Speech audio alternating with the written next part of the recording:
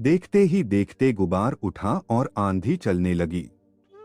भाभी ने drawing room से आवाज दी, मिनी, दरवाजे खिड़कियां बंद कर लेना, नहीं तो गर्द अंदर आ जाएगी। उसने कहना चाहा, भाभी, तूफानी अंधड़ ने तो पहले ही से मेरे मन के दरवाजे खिड़कियों को बंद कर रखा है और मुझे अंधेरे कमरे में कैद कर रखा है।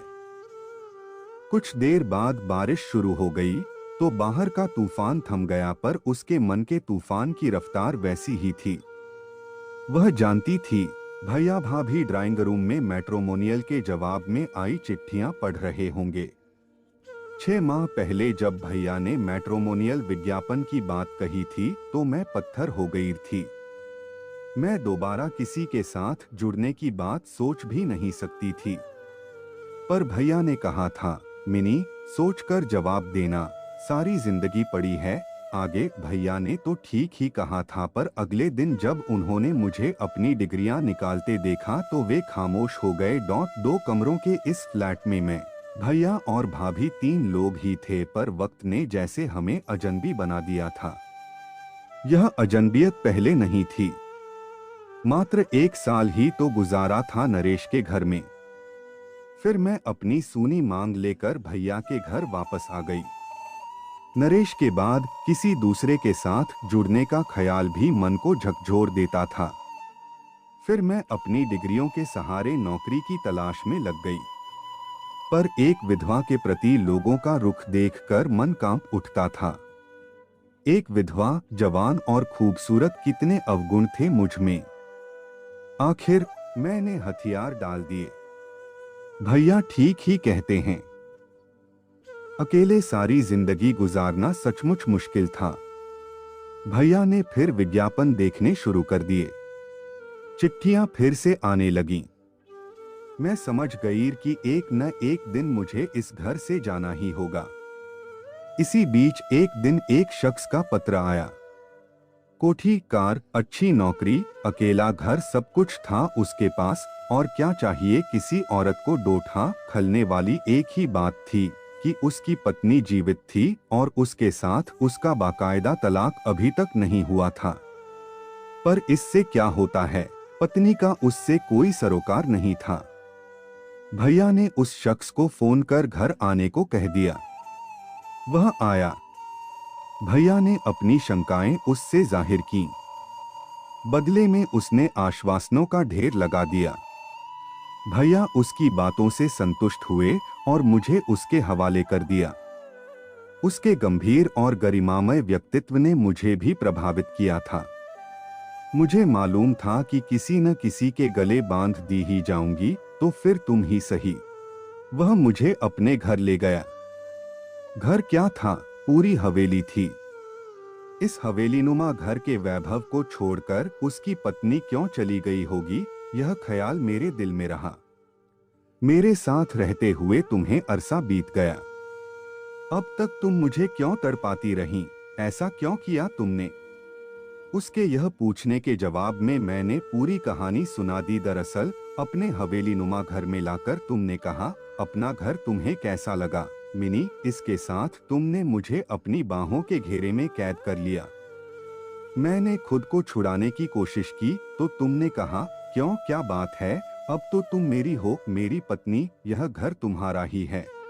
बिना किसी संस्कार के मैं तुम्हारी पत्नी कैसे हो गई? मैंने प्रतिरोध करते हुए कहा। तुम्हारी बाहों का घेरा कुछ और तंग हो गया और तुमने हंसते हुए कहा, ओह, तो तुम उस औपचारिकता की बात करती हो, उसकी कोई वैल्यू नहीं है। तुम्हारे भी बच्चे होंगे, उन्हें मेरा नाम मिलेगा, प्यार मिलेगा, जायदाद में पूरा हिस्सा मिलेगा। कितनी आसानी से तुमने मुझे सारा कुछ समझा दिया था, पर तुम जिसे औपचारिकता कहते हो वही तो एक सूत्र होता है जिसके दम पर एक औरत रानी बनकर राज करती है मर्द के घर और उसके दिल पर। महाराज चाय बनाकर ले आया था।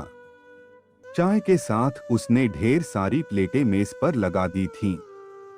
चाय पीने के बाद तुम ऑफिस के लिए तैयार हुए और जाते जाते मुझे बाहों में भरा। तुम्हारी बाहों में मैं मछली सी तड़प उठी। तुम कुछ समझे, कुछ नहीं समझे और ऑफिस चले गए। पर मैं अपने औरत होने की शर्मिंदगी में टूटती बिखरती रही। मैं क्या कहती, मुझे तो यह भी नहीं पता था कि तुम्हें क्या क्या पसंद था। मैंने यह कहकर मुक्ति पाली, कुछ भी बना लो। तभी वीरो आ गई, घर की मेड सर्वेंट। महाराज ने चुपके से उसे मेरे बारे में बताया। वीरो ने कहा, अच्छा तो ये हैं, और काम में लग गई। बीच बीच में वह मुझे कनखियों से तोलती रही। शाम को तुम ऑफिस से लौटे तो काफी खुश थे। महाराज तुम्हारी गाड़ी में से कई बैग निकाल कर लाया और सोफे पर रख दिया।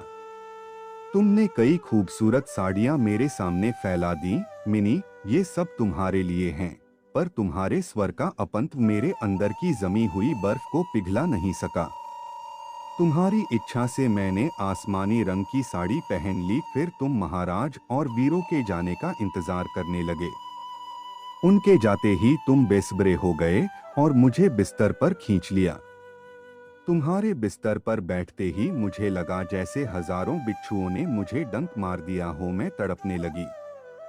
फिर कुछ समझते हुए तुम मेरी पीठ सहलाने लगे। मिनी, नरेश को क्या हुआ था? तुमने पहली बार इतने प्यार से पूछा कि तुम मुझे आत्मीय से लगने लगे। पिछले 6 महीनों से जो गुबार मन में रुका हुआ था वह अचानक फूट पड़ा। मैं तुम्हारे कंधे पर झुक गई।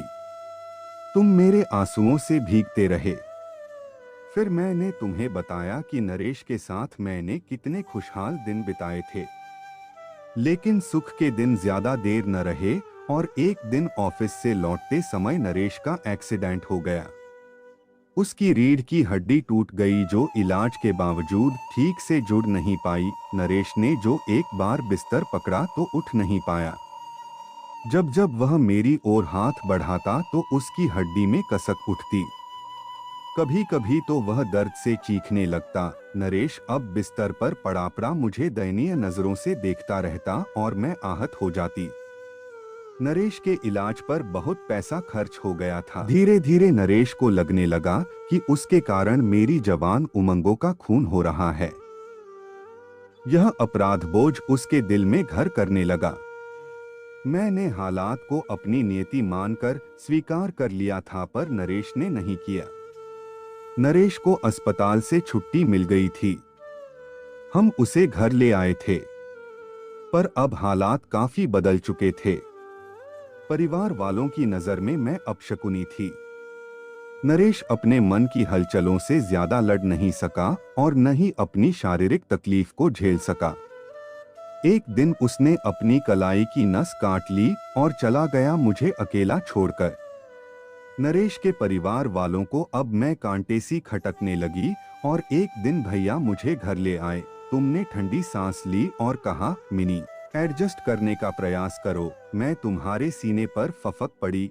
कैसे भूलूं उस सब को? डोट नरेश की आंखें मेरा पीछा करती हैं। मैंने उसे तिल तिल कर मरते हुए देखा है।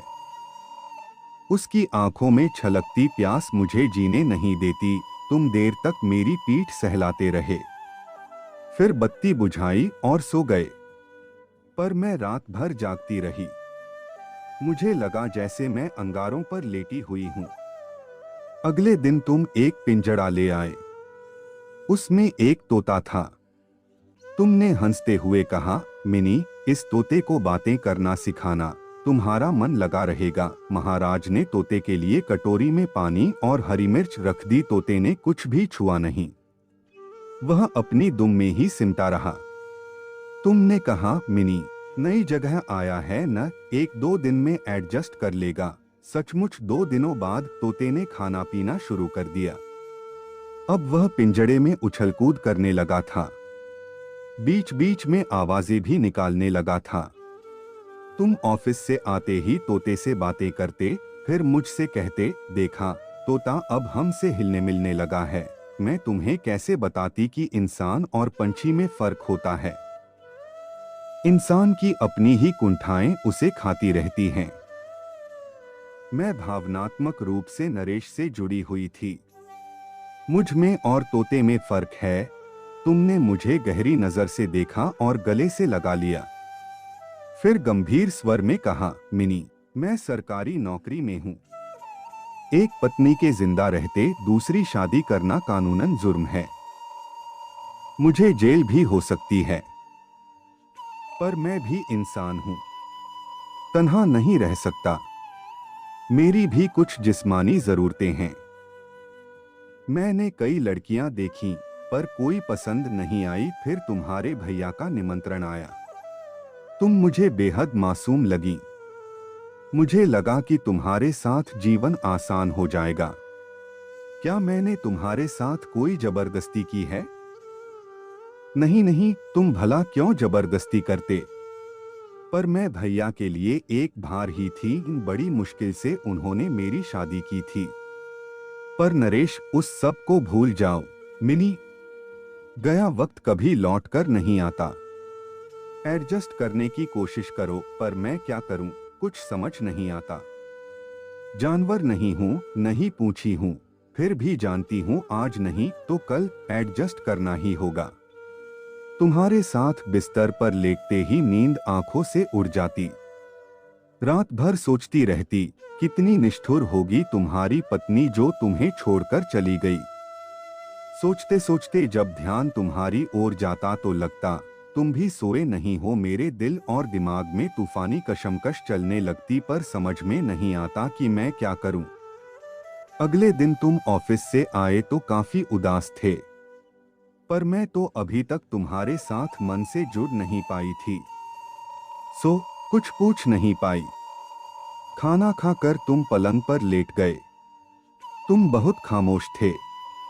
मैं भी चुपचाप लेट गई।